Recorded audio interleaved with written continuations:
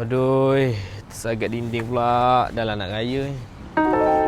Bang, macam tu je abang jalan kan? Abang tak nampak apa jadi kat kereta saya? Uish, teruk macam lah. Makan body bang. Abang parking macam mana bang? Abang sagat kan? Apa pula? Saya tadi datang tak nampak pula ada kereta depan saya. Sekarang macam mana bang? Sekejap saya tengok kereta saya. Tengok ni sagat ni. Tak ada pula belah sini. Ni apa ni? Ni. Macam mana pula sini boleh kena situ?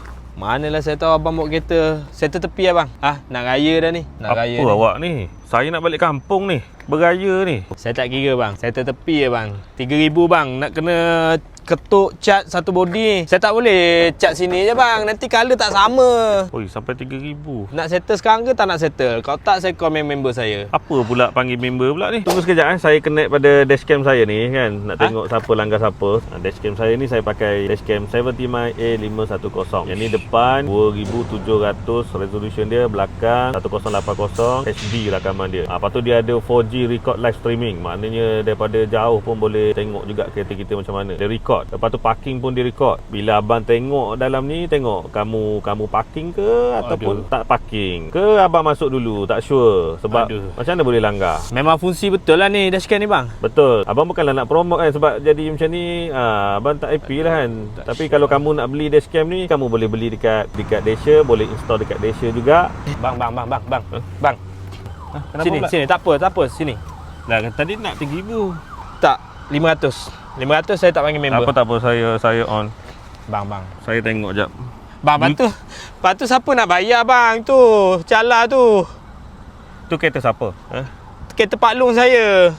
Dia balik kampung, saya pinjam jap. Lepas tu saya tersagat dinding. Ni, awak sagat dinding pakai kereta Pak Long, kereta pinjam.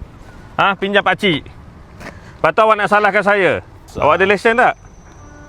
Tak ada. Tak ada lesen? Tak ada. Itu yang saya nak minta tolong tu.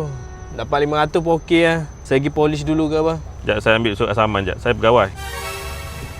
Tak ada lesen Oi, dah mati dah kereta Pak Long awak punya road tax. Saya call Sita sekejap. Cik mati. Suruh Pak Long datang balai ambil kereta. Jangan cik, jangan. Tak ada suruh Pak Long datang balai. Lepas tu Pak Long pukul saya macam mana? Cik bukan tahu nanti Pak Long marah saya, pukul saya. Kenapa pinjam kereta Pak Long? Dan nenek saya suruh beli ais batu. Lepas tu?